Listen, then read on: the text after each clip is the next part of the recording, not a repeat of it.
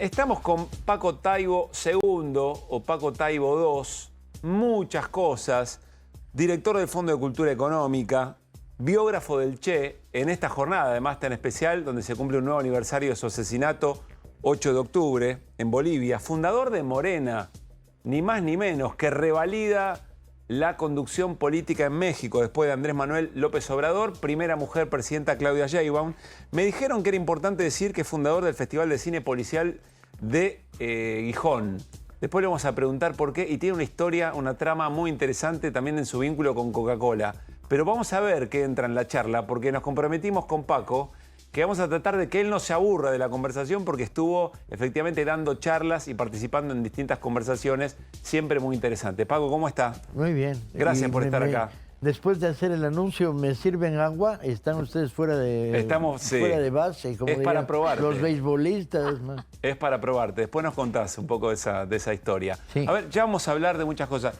Biógrafo del Che, pero un biógrafo muy especial, porque no se queda en el Che ícono, en el concepto de hombre nuevo, insisto, más conceptual, sino en el hombre que del Ministerio de Industria o en el que estaba en el territorio y dialogaba con las personas y le daba sentido a eso que fue la Revolución Cubana, entre otras cosas. Pero estuviste en la Facultad de Ciencias Sociales hace un rato. Sí. ¿Sabés el momento que está viviendo la Universidad Pública en la Argentina? Fue reanimante ver la resistencia en acción y en vivo y en directo. Cuando salía estaba la asamblea de los estudiantes en la calle tomada. Estuve acercándome, metiendo la nariz a ver qué veía. Y con tu experiencia y tu saber escuchar entre líneas de estos movimientos, ¿qué percibiste? Jóvenes, muy jóvenes, sorprendentemente jóvenes. Yo pensé que una facultad como Ciencias Sociales, Ciencias Políticas, era una facultad con más alumnos más maduros y vi muchísimos jovencitos. O ya estoy viejo yo, lo cual las dos cosas son posibles. Las dos cosas pueden estar bien. Y me sorprendió la solidez de sus argumentos, ¿no? De los muchachos. Pero es inevitable, cuando brota un movimiento estudiantil, siempre se vuelven más sabios de los que fueron el día anterior. Te lo pregunto especialmente, y haces hincapié en la juventud, porque en estos tiempos se dice que la juventud, o que en realidad las rebeldías son de derecha y que las juventudes son el motor de esto que se ha dado en llamar aquí lo anarco-libertario, de las derechas más furiosas de Occidente de este tiempo.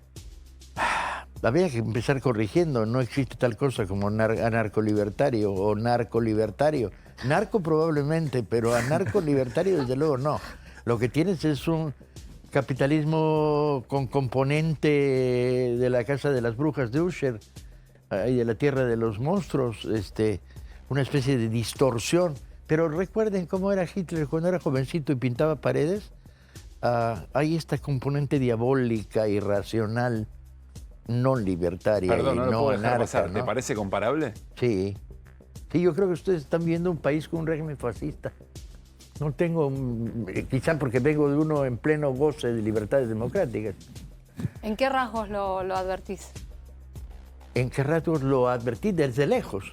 De cerca llevo 3 días percibiendo una voluntad de destrucción de cualquier semejanza con un estado de servicio que me deja sorprendido. Cada vez que abro el periódico en México veo a dónde viene la ofensiva gubernamental aquí y las componentes que uno ve, no sé qué ustedes opinen, ¿les parecen sensatas, pero ¿por qué racionales? fascista, Paco? Porque insisto que la comparación es una comparación brava. Y suave, yo creo. Pero Todavía igual suave. el fascismo generalmente tenía como una cosa por los dos lados, épica y de crecimiento de imperio industrial. Sí, pero todo, acá no crece nada. No, aquí no crece nada. Aquí quítale el agua a las plantas, no ves que retoñen.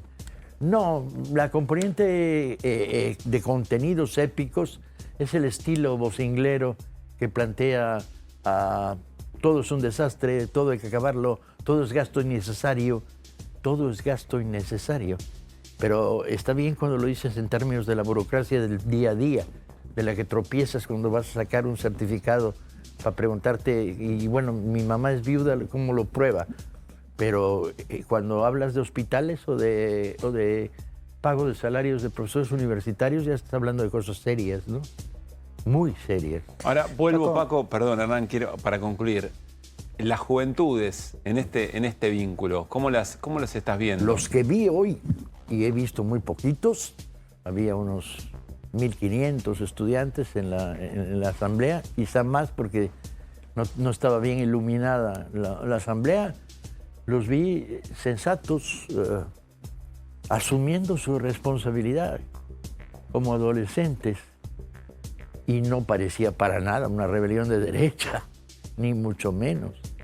Pero coincidís en que a la izquierda o al progresismo le está costando plantear futuro. Algunos progresistas. Yo vengo de México, compadre. A mí no me mides. Pero sos argentinófilo, lo sé. Soy argentinófilo, pero vengo de México y vengo de un país donde, a pesar de combatir a los medios, televisión, cine, radio, ganamos con la izquierda con el 62%. ¿Y a qué se debe eso? Sí, se debe a la gestión. Es decir, ¿qué no tenemos acá que tienen allá de repente? ¿Cuál es el Tendrían resultado? que preguntárselo ustedes. Les puedo decir qué tenemos allá. Tenemos una obra social profunda que caló profundamente, un sistema de comunicación del presidente a nivel popular con un mensaje diario muy debatido, muy controvertido, muy peleón, ¿sí? Informativamente hablando, y un pueblo que aprendió de los 4 fraudes electorales que sufrimos en nuestra historia reciente. Y que ya dijo, hasta aquí llegamos. México es un país de acumulación de rencores subterráneos y explosiones potentes. Lo ha sido históricamente. Paco, vos estás acá por la Asociación de Trabajadores del Estado y por la Central de Trabajadores Argentinos. O sea Sí. que política, sindicatos, salarios, te llevo a eso. ¿Cuánto tuvo en el triunfo de Claudia Sheinbaum el hecho del aumento salarial, del aumento del salario mínimo en términos reales? Vos hablás recién, vos hiciste obra social, supongo que te referís a planes sociales, ¿no es cierto? Sí. ¿Cuánto tuvo de eso el triunfo de Mucho. Claudia y cuánto de aumento del salario? Mucho. La desviación de los presupuestos nacionales hacia el bienestar cotidiano, aumento salarial del salario mínimo que empuja la escalera desde abajo, becas a estudiantes para que no abandonen la carrera, sobre todo en la transición entre la enseñanza media y la superior, becas a madres solteras, becas y apoyos a todos los mayores de 60, ya universales, con una despensa al mes, que los convierte además en un valor social útil en la familia disgregada, reagrupada. El viejito es el que trae las 2 bolsas de comida, ¿sí? Recupera prestigio, lugar. A todos estos impulsos, sembrando vida en los lugares donde había lagos, invitándolos a cultivar por primera vez peces, ¿sí? Cultivándolos, a los programas de distribución de fertilizantes, lo que se te ocurra. La enorme gasto social de los 6 años del gobierno de Andrés, y en el sector en el que yo estoy, regalamos 5 millones de libros. 5 millones. ¿Regalaron? De libros. Sí. Ahora, Paco, Bueno, acá... acá están haciendo lo contrario. No, tomo el argumento del gobierno de Milei. Milei dice, donde hay un derecho, hay una necesidad que hay que costear, tiene que haber un presupuesto. ¿Dónde sacaron los recursos para esa erogación? Yo creo que del mismo lugar que sacan los impuestos ustedes hasta que tengan impuestos, porque como esto sigue así, no va a haber a quién impuestar, ¿no?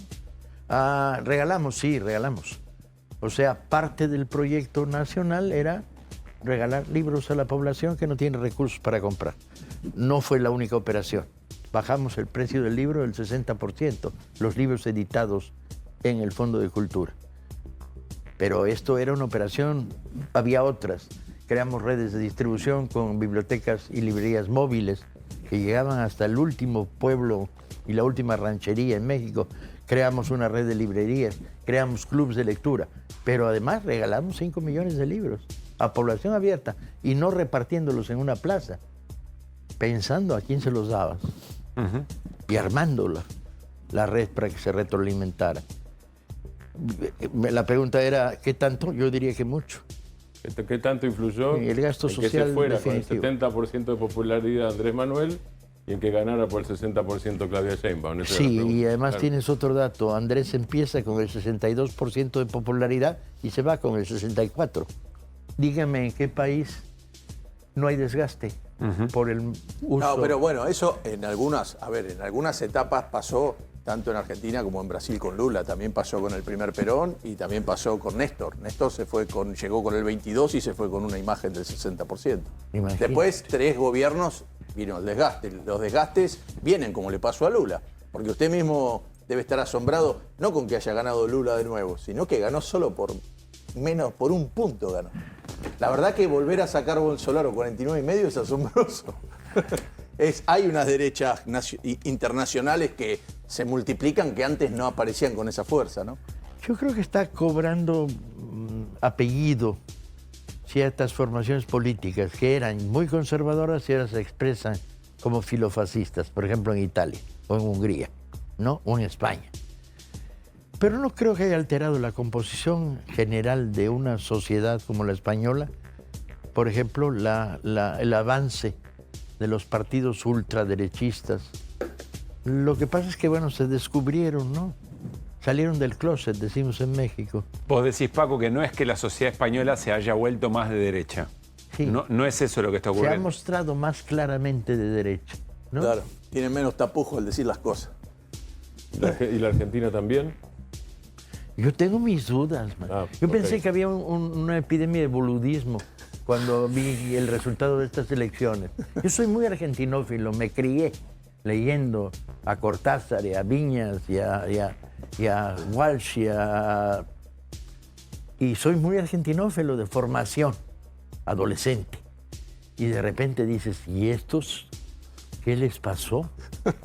¿No? Sobre todo cuando el retrato presidencial es un retrato tan desfavorable en términos ideológicos, de contenido, de presencia. ¿Y vos tenés una respuesta o con las personas No, con las vine que a aprender. conversaste te dieron alguna respuesta que te haya Sí, llamado pero la no he atención? entendido nada. No entendiste nada. No, porque me dieron, todos los argentinos que me dan respuesta, lo que demuestran es que todavía no salen del estado de shock. Hay variedad de respuestas, tantas como personas con las que he hablado. Y la pregunta, yo diría, no sé qué opinen ustedes, hasta ahora el que está contra la pared soy yo, pero me gustaría que me expliquen cómo demonios el fenómeno de la boludez electoral se... A ver, te doy un dato y a ver qué tuyo, a ver, pensás tu en la versión. comparación con México. Tuvimos un frente electoral que efectivamente gobernó, que logró una mayoría electoral tratando de amalgamar partidos políticos o miradas muy diferentes y que fue un verdadero fracaso en términos de gestión interna. Sí. ¿De qué manera Morena es un frente estable y que garantizó un buen funcionamiento? Porque me imagino que contradicciones internas debe haber. Desde luego. La única Sapos ventaja- debes tener. Sí, la única ventaja es que hasta ahora hemos podido manejar el espíritu autocrítico y no cedérselo a la derecha. La ¿Qué derecha no quiere decir tenía eso? argumentos de choque. Que la pelea es interna, la pelea- la no podía discusión es tirarnos adentro. enfrente acusaciones de corrupción, nos podía tirar sobre la cara a debilidades de administración pública del Estado por su lentitud, su morosidad, pero eran temas menores. Donde quiera que el gobierno de Andrés descubrió corrupción, cortó cabeza. Y en ese sentido, pues no le permites a la derecha absorber el natural descontento de una población que produce, entre otras cosas, desgaste. Es decir, hubo una gestión interna de las diferencias o de las contradicciones muy favorable, muy sano, por decirlo de alguna manera. Digamos que nos soportamos entre nosotros. Y ese método que tienen ustedes de elegirse, de ese tipo de interna con 5 candidatos, eso, porque acá se temió mucho eso de no hay que hacer internas, hay que buscar consenso, y ahí hicieron todo lo contrario y parece haberle dado un muy buen resultado. Era más peligroso no hacer internas y tenías que dejar que se expresara las vocaciones de las voluntades del liderazgo. Y mejor que chocaran que no chocaran. Afortunadamente, los choques fueron suaves todos. Estuviste con Cristina Fernández de Kirchner hoy. Sí, ¿Hablaste de esto o algo parecido? de algo parecido. ¿Y qué impresión te llevaste? Es muy inteligente, es muy fuerte, muy dura. Y es un activo político, me dio esa sensación. Ahora todavía no sé qué tipo de activo político es en la sociedad argentina. No tengo bastantes días de argentinización. Llevo 3 días, compañeros, perdónenme. Te estamos pidiendo Apenas demasiado. estoy en entrenamiento. Vamos a darle un descanso a Paco. Vamos a ir a uno de los fragmentos. Entiendo el discurso de Asunción de Claudia Sheinbaum, pero sobre todo, quizá me equivoco, habla sobre el humanismo mexicano. Dale.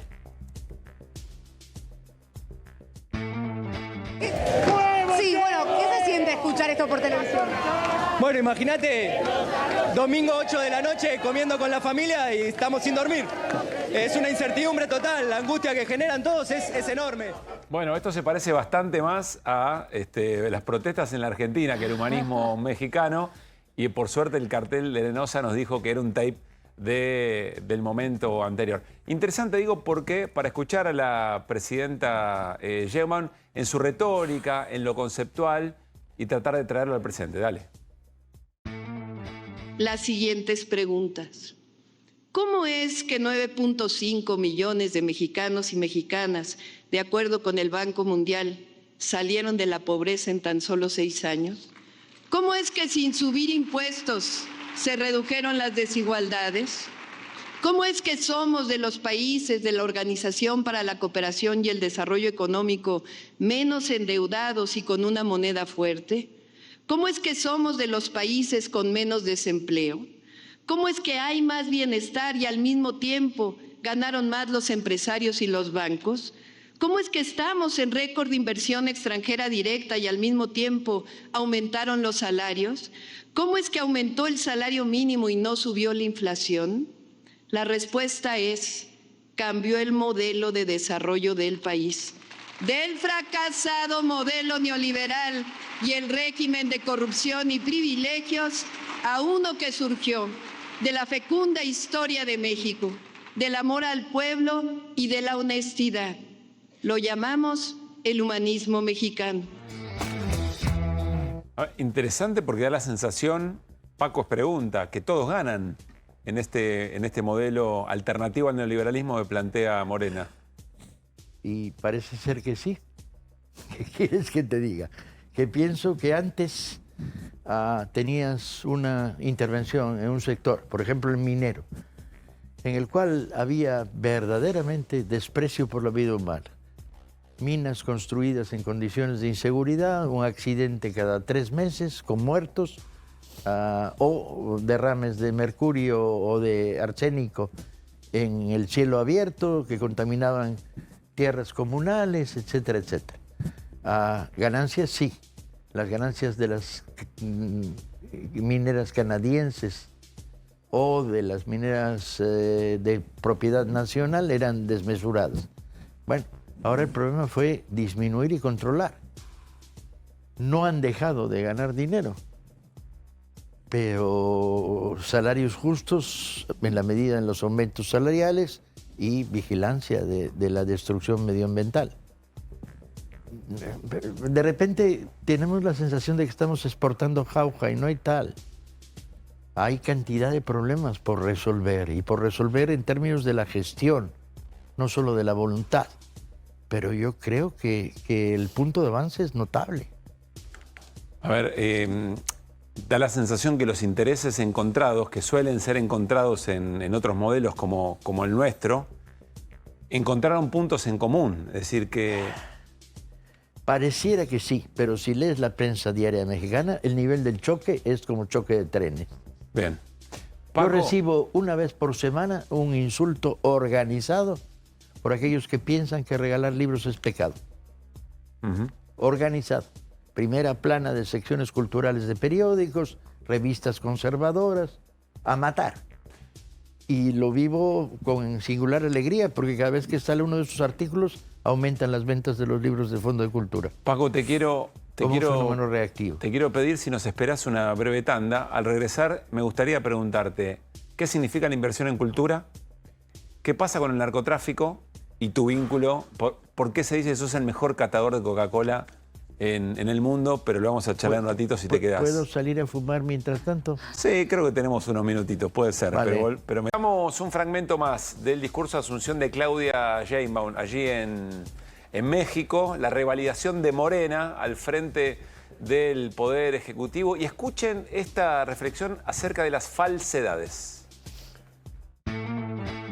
Durante el periodo neoliberal es el que le costó tanto al pueblo de México y que marcó nuestra historia por 36 largos años, se decía que el Estado debía diluirse o subordinarse a las fuerzas del mercado, que si la economía se regaba desde arriba, iba a llegar a los de abajo, que si aumentaba el salario mínimo, iba a haber inflación y no iba a haber inversión extranjera, que si el Estado participaba en la economía iba a haber crisis económica y devaluación, que la corrupción era inherente al gobierno, que la libertad no solo existe en el mercado, que la libertad solo existía en el mercado, que la educación, la salud, la vivienda y el salario justo eran mercancías y no derechos. Todo resultó falso. Paco, hay algunas cosas conceptuales que resultan falsas, pero también hay mentiras flagrantes. ¿Cuál es el mejor antídoto a tu criterio para las mentiras, para las fake news? La única manera es crear una contrarred informativa. Y se intentó, pero apenas estamos en pañales. De tal manera que la sociedad puede contrastar fake news contra hechos.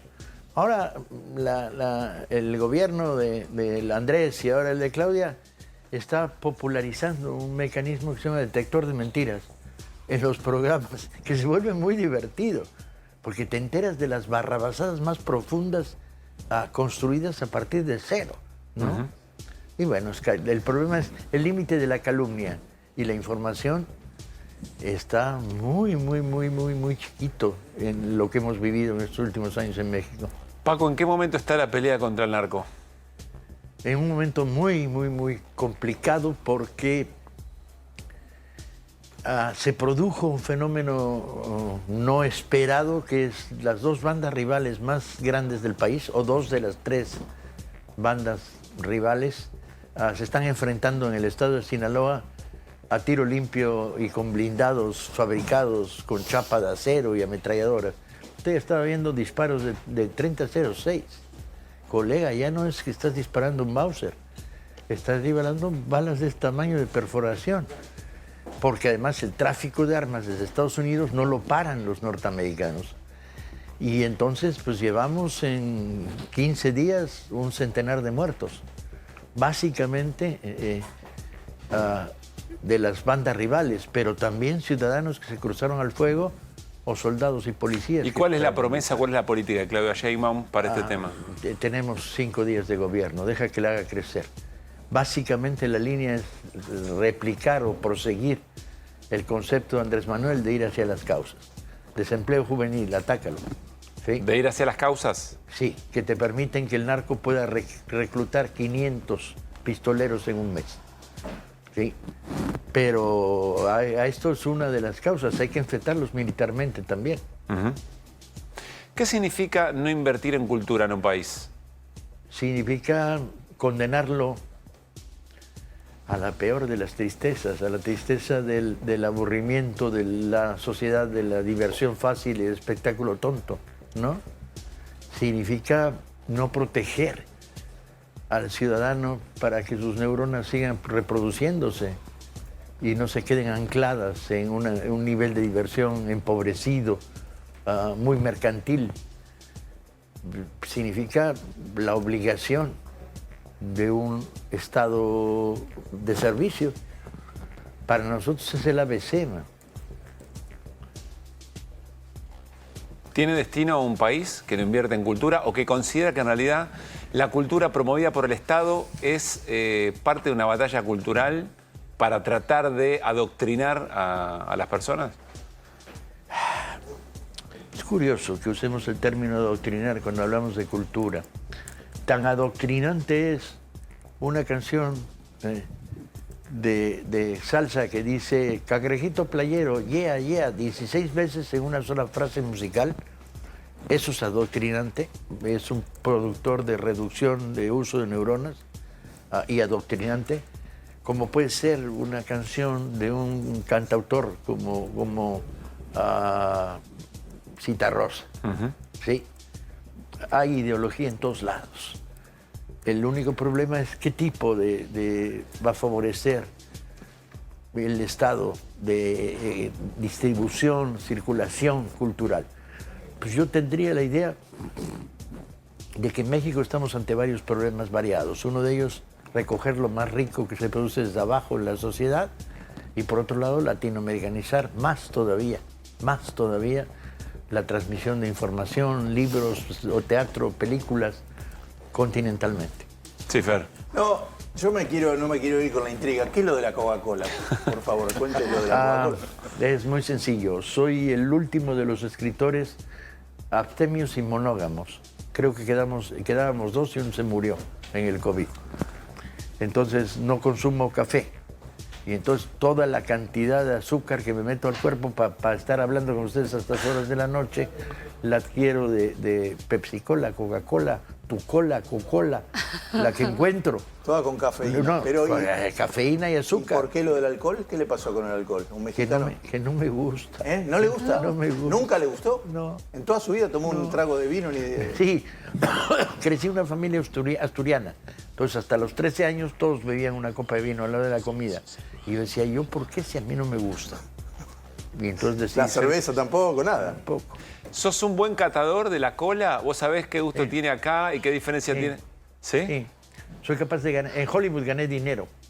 Con Roger Simon, el novelista norteamericano, íbamos a los bares de Hollywood Boulevard, ponía $5 en la mesa y decía, este señor es un importante escritor mexicano, va a adivinar qué Coca-Cola están leyendo.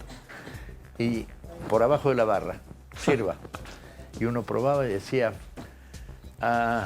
Coca-Cola de San José. No, no es cierto. ¿Quieres perder dinero? No. ¿Qué, por el agua? ¿Se daba cuenta? ¿O por la mecha? Porque el agua. ¿Cuento el truco o cuento el resultado del experimento? Coca-Cola Igual, de San no, José, por más que cuente el truco. de botella y del año pasado. No. Y gané como $50 de una sentada. A ver, compañeros, si un borracho impenitente bebedor de vino, después de 50 años de estar bebiendo vino todos los días... Pero es distinto eso. ¿Por qué? Porque la uva de un lugar es distinta a otra y la madera, según cómo la pongan, es distinto. La Coca-Cola es la misma fórmula. No es cierto. En algún lugar ponen más o menos gas. El agua tiene más o menos minerales. Tiene más cafeína o menos cafeína y más ácido fosfórico o menos. Y el agua es más ácida o menos ácida. Bueno, si quieren perder dinero no tengo problema. ¿No? ¿Conocen de acá? ¿Tomó Coca-Cola? ¿Escribiste libros sobre esto? No, ¿qué voy a escribir un libro? ¿Por qué no? Porque a mí me gusta... ¿Cuántos libros escribiste? 80. 80, de 81, ¿por qué no podías escribir? Además puede Porque estar... prefiero dedicarme a escribir una Puede- novela, sí, algo ok. serio. Puede terminar esponsoreado por los norteamericanos. Además veo que utiliza el rojo, que es de Coca-Cola también. No, es el rojo No, del Fondo de del Cultura. Fondo de Ah, Cultura. bueno. Está bien. Paco. No hay tal. ¿Eh? ¿Quieren perder plata? No, muchas A mí gracias. me No, atrae además, la idea de ganar dinero en público. estamos, Solo ganarlo, claro. estamos en una pelea franca contra la ludopatía y sobre todo infantil, así que no. Paco, gracias por haber venido. Un verdadero placer. Ojalá que no te hayas, no aburrido, pero reiterado demasiado como para sentir que vos también te llevaste algo de la charla de hoy. Sí, vine a aprender. Y era importante que desde México viéramos el fenómeno argentino de más cerca. No primera página, no periódicos como Clarín o La Nación, que son los que nos llegan habitualmente, sino tocar un poco más. Paco, gracias, buena estadía y buen regreso. Muchas gracias.